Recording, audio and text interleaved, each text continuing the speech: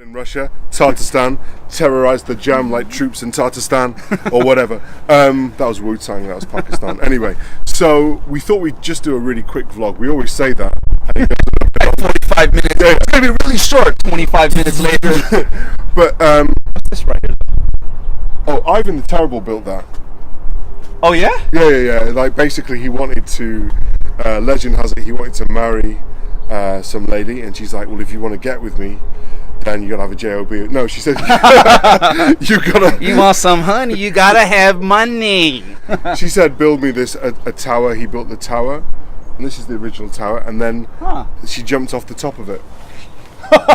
She's like, cool that you built it, now I'm gonna commit suicide. Basically, yeah, because I don't want to be married to you. That's pretty terrible for Ivan the Terrible. Yeah. Imagine me called Ivan the Terrible. That's a name. Yeah, like Dick Dastardly or Dick Butt Kiss. That's not the football. Anyway, go. So, we gotta keep this short. Let's go. Right. So what I thought was, we're always talking and staying up late and talking. What's your first degree in? What? What do you first do? Like? No, not like Burns or Marshall. anything.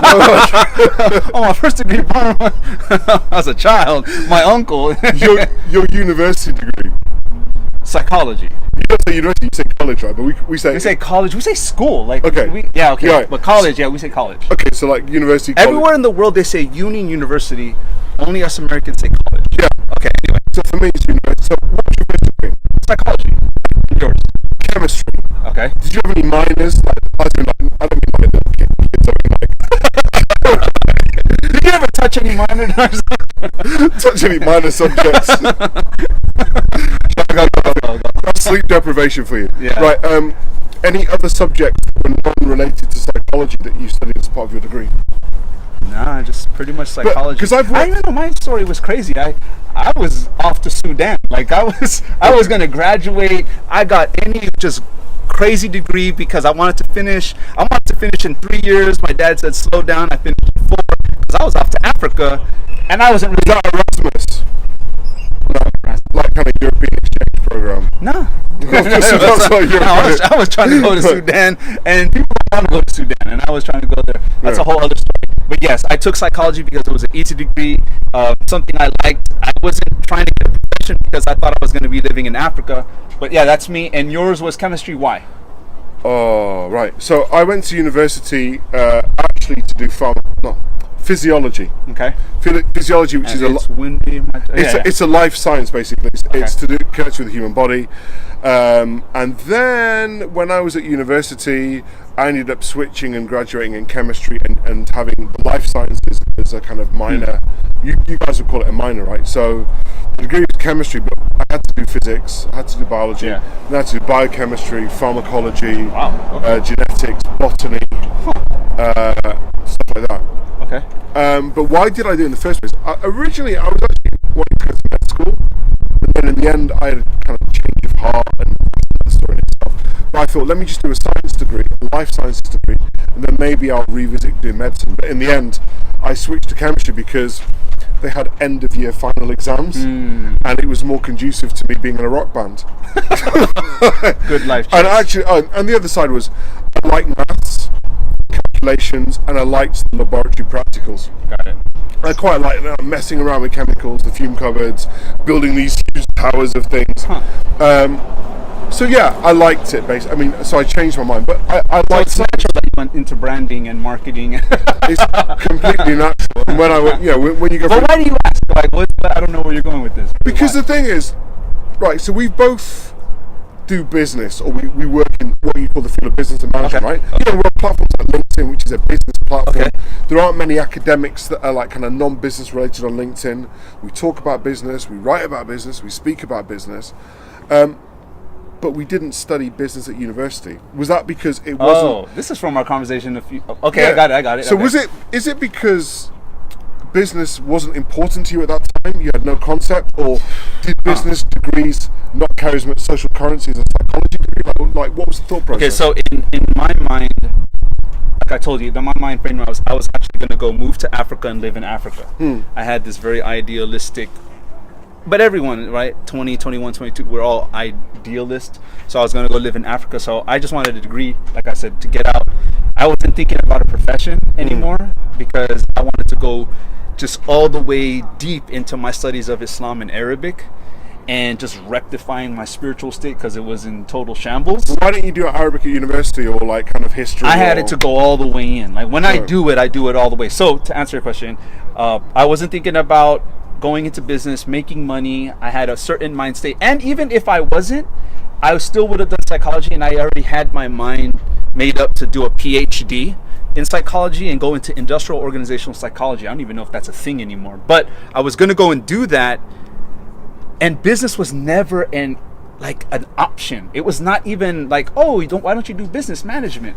It was just not something. Did they discuss it at school? Because at my school they didn't. It was literally no discussion. There's medicine, there's law, there's accounting, and then there's just straight subjects like history, politics. But as a child of immigrants, my parents were just like, go to school, get a degree.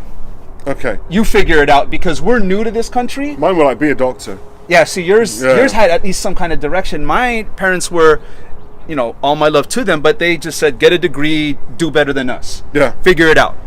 And that's what I did. So business wasn't even an option.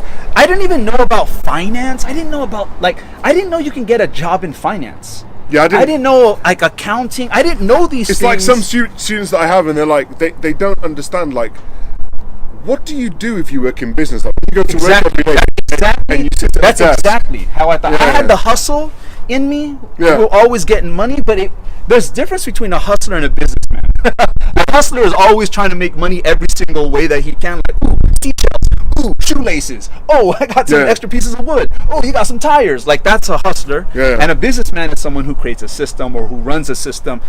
So, exactly. What does a businessman do? Because it's like even if you've got a lot of experience, whenever you start your first day in a job, and you said hello to everyone and you've had a cup of tea, there's that moment. It's like, I don't quite know what else there's left to do. Yeah, so that's why business wasn't an option. Or was it? I remember doing one of those business games things where it's like you do people from industry coming in and talk for a day, and you do game theory and kind of business dilemma and stuff like that, and then you just disappear. And so it's kind of like, that was a fun day not to have to do boring class, right? Mm-hmm. So I did my degree, but then afterwards it's funny because my dad, kind of in a roundabout way, because I had no clue what I wanted to do after my chemistry degree, and he just sent me a newspaper clipping in the post. He's like, son, have you thought about doing an MBA? And I was like, I didn't even know what an MBA was, to be honest, properly. I was like, oh yeah. Wait, what did your parents do? So my mom's a nurse. Okay. And my dad works in the pathology department. Oh, yeah, hospital. Was a pathologist? Yeah. Like Quincy. No. People always say that. But and his parents were both doctors. So that's why it was supposed to be ordained upon me that I should become a doctor. So I saw this clipping about doing an MBA and I was like, yeah. Man, I had no. I don't know how managed to talk my way through the. I mean, along the way though, having worked in bands and gone on tour and organised events, I was quite entrepreneurial, and I saw the parallels, and also I did some work experience. I thought about journalism as well, so I did some radio journalism stuff as an experience, and then I was teaching young people in deprived areas of Scotland. You imagine how crazy that must be. Guy with an afro was going into some rough area of Scotland, teaching them how to edit. Remember the old reel-to-reel things? Wow, so when you did celluloid, a radio piece, you had to physically get a razor blade, cut the film and stick it back together again and rewind it. And so I was doing all of that, and I kind of managed to sweet talk my way onto the MBA program, a little bit young. Fight Club. If you watched Fight Club. Anyway, go ahead. But I guess what I realised was I liked doing things and I liked people. I thought I would glibly say at a job interview when I graduated with my MBA, I was like, I'd rather talk to people than test tubes. But what? right? Because but what's your question going? Like, where are you going with this question? Before I go on to it, it's like, but I thought in America you had a liberal arts education that forced you to do things like English and maths and all that kind of stuff. Yeah, but business is not a class. Like, it's okay, not but like, in your psychology degree, what other subjects did you do? I mean, history, statistics. That's my point, right? Sorry, that was a bit hard. Right, because I've worked in American and, and British university systems, right? Okay. And that was the thing that kind of blew my mind, because look at my degree. Year 1, chemistry, biology, physics. Got it. Year 2, like chemistry, I went in physical, undeclared. analytical, biochemistry. I went in undeclared. Like, I had no major. I went in completely unfocused and was going to figure it out. And a lot of American students go into school not knowing what they're going to do. We're not allowed to do like history, English. Like, every student. It's literally chemistry. We call it our GE. Your general, what is it called? General education. Education. Yeah. Where you're just doing history, math, philosophy, and then the first 2 years you do that, and the last 2 years then you go into your focus. Okay. So if someone said to you, what do you still take from your undergraduate degree that helps you today in business? What things would they be? Yeah. Okay. Someone did ask me. I've been asked this a couple of times. Has your psychology degree helped you? It's funny. I always regretted it that I didn't get a degree in business. But then, now that the years have passed, I've come to realize that psychology has helped me in the sense that now, because my mind has always been curious. It's been curious about a lot of things, but I've been particularly interested in how humans react, initiate, how they engage, how they process information. And because of that, if you're trying to sell a product or a service, you're selling it to another human. So understanding how humans tick, what are their urges, what compels them, what are their inclinations, what are they trying to suppress, it helped me in how to move products and services. Okay, so as a psychologist, were you the sort of person that, like, when you saw an investment banker get his bonus and then he bought like some big car and you're like, oh, Freud would have something to say about that? Yeah, no, I always had some kind of now that I'm later on in life, like from my psychology degree, I'm always going back to like, what are the biological forces there? Like, is he trying to impress a woman? Is he trying to, make more money? Like, it's so I'm more focused on basic desires now, which is a psychological thing. Life sciences, social sciences. So when you say like biological, are you like, to me that's like, so if there was a short businessman, are you suggesting that he would try and amplify his status in different ways, having like the car, the watch? I even notice sometimes with short businessmen that they'll even wear like really high-heeled shoes. Okay. I notice these things. So that's where my psychology comes into play, where I start noticing how humans carry themselves, present themselves, how they engage with people. So you would call that biology? Yeah. Okay. I would, how they use their language, how they speak about themselves. Do they speak about themselves? Their height, how they dress, what kind of, like, the width of their lapels. Are they trying to slim themselves because they think they're a little bit overweight? I take all this into. So if someone, you put your psychology hat on rather than kind of your business hat on or whatever. If someone said to you, but I tie this into business. But yes, I understand what you're saying. So if someone said, look, I want to impress, I'm a business consultant, and I want to impress this firm or whatever. Yeah. Should I buy a Rolex? Because I heard there was one professor that said, if you want to be a consultant, he had all of these things that you should and then there was the end one was like, and you should wear a Rolex. I personally, and I thought we did a vlog on this with Thabit and I. What up, Thab? So what's really interesting for me is that I always look at men's shoes, and men don't really wear nice. They'll wear like a really nice suit, but have shoes that are lackluster, and sometimes even the suit's not that good. He's wearing brogues at the minute. I've just had a look. But what's very interesting is that what men will always look at, and I think a lot of men do this, is we'll look at the brand of your watch. I won't know what kind of shoes you might be wearing, Peeling Company. You might be wearing Alfred Sargent's. You might be, but I don't know that, right? You may be wearing $1,500 shoes, but I won't know that. The average guy won't know that. That's a good point, because I know that I probably had more female than male colleagues comment on my shoes. One boss, you know who you are, and she's very against people wearing trainers in the office. Yeah, I feel that, and I ask women a lot a lot of times, and they say that the first thing they do when they look at a man is his shoes. But more male, and I'm saying this not as a generalization for anyone else, but just in my experiences in the environments I've worked in, I've probably had more male than female colleagues look at my watch or talk about watches or comment on watches. Yeah, I've come to realize, now that you've said it, if a man is to spend money on anything in terms of his wardrobe or wanting to impress someone, I would probably first thing in terms of his appearance, I'd be like, okay, get like a nice suit. Doesn't have to be too flashy, just as long as it fits well, clothes fit well, but have a very nice watch. Invest in a watch, because when you're on a plane, I've been on a plane with men, and the first thing I'll do is look at my watch. I'll see them look at my watch. So you actually would say that, so from as a psychologist or whatever, then you'd be like, yeah, actually that's like, it's not just something that doesn't matter. Some people would say, oh, in business these things don't matter. I'm not saying that buying a nice watch equates to being successful. Yeah, it doesn't. But as a cue or a trigger, absolutely, it could elicit a response that could lead to a more favorable outcome. Yeah. Okay. So you have, look, so for example, you may be a person that has no care for material gain. You do not care for the big house, the big cars, the fancy vacations. You have no care for it.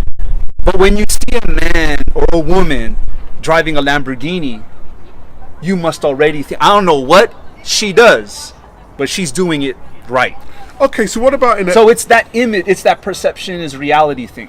And that's psychology to me. All right, so what about kind of other psychology where it's like, I joke with some of my colleagues about, like, you know, if you have the notion of the mad professor who often is old, white and male, right? If they were like if you had like the image of Einstein, for example, with crazy white hair, maybe even professors with like disheveled clothes, right? You know, like they don't really care much for their appearance. Yeah. And then you had like, let's think of someone else. Say like the George Clooney image. Okay, of a professor. Yeah. So it was George Clooney and there was Einstein as two images. People might think that he was too concerned about his appearance, would they, or would that have a negative impact? I think depending upon what's he teaching, right? If he's a businessman, if he's teaching like finance, marketing, HR, teaching anything in the business realm, he would care about his appearance, because you're going to have to meet clients and. But if he was like a human he's like a geographer. And he was like, just like, I think it would be cool, because to me it's like, wow, he's just not solely focused on his profession. Because I would see that on campus, when I would look like people that were studying physics and chemistry. Like I used to just live in like army pants I cut into shorts, and army boots, and like bands t-shirts. I mean, I'm wearing like, this is Joy Division in a minute, right? But like I'd pretty much dress like this, but the law students would be like dressed like it's like an iconic, like, this is one of the best Guns N' Roses, AC/DC, like one of those. Yeah. Anyway, go ahead. Sorry. Hold on, dude. This is getting too long now, and I want to ask you: has your degree? I'm sorry, I cut you off. What was I going to say? Okay, there was a point. So get to your point and then answer my question. Okay, has your degree helped? So basically, it's relative to your environment, like the Einstein image or the Clooney image or whatever it is. You've got to know your environment and what's going on, and if you want to play the game, know the rules of the game. True. And psychology is a part of that. And if you want to fit in, you can. If you want to disrupt, you first have to learn the rules, right? Yeah. Okay. So if you want to stand out, you say, well, this is the standard schema, or this is how people look. Yeah. Or and I'm going to do something a little bit different, which I guess is what Steve Jobs did when he flipped from suits to kind of the turtleneck and the jeans and the trainers. But it wasn't like a cheap turtleneck, right? No, it was Issey Miyake's. Yeah. But it had that kind of image. Yeah. Okay. And I'm not going to talk about it because there's like so many books and YouTube. Yeah. All right. Answer, and then we're going to end it, so we see if we can get this in a short vlog, because now we're nearing the 20-minute mark. Yeah. Go ahead. Answer, and then we'll leave you guys to be. Has your degree in chemistry helped you in the business realm? Yeah. It's helped me because I think I'm not number phobic. I'm not afraid of numbers, and I think very quickly, if you want to take on a job which involves budgets, allocating funds, numbers, anything like that. And people say, like, how do I know that you can number crunch a chemistry degree? Literally, it's got to the stage where it's like, chemistry stuff is cool. Yeah. If you're like, philosophy, you know numbers, like very good numbers. Right? So I've realised that I've been able to use that as a kind of, it's almost like positive psychology, right? You know how people think. So I've got a chemistry degree, that reassures me. Yeah, in halal, it's like, if they want to get technical on ingredients, and sometimes they say, oh, you marketing people, you don't know about halal because you're just about image and music and like tricking people. No, I've got a chemistry degree, so like, okay. Get off. Yeah, I'm like, okay, fine, my bad. But I noticed though, the difference between saying you got a chemistry degree, where that is kind of the Einstein mad professor, and if you have a degree in like pharmacology, drug design, not pharmacy, pharmacology. Yeah. Now, a pharmacologist could like have the George Clooney look, because it's to do with pharmaceutical firms. They're all about making money, right? So even with nuances, apart from that, I guess what I take is, like I said, I love experiments. Okay. So when it comes to how I see business, I don't like some business students that I teach.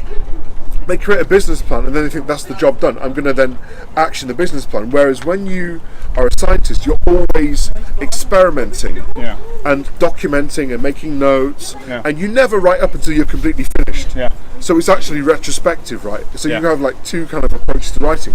So for me, business is an iterative process. I'm always thinking, how can I tweak this?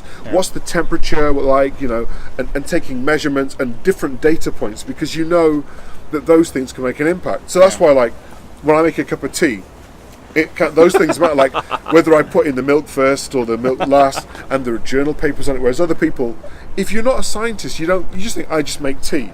But I'm like, okay, that was a nice cup of tea.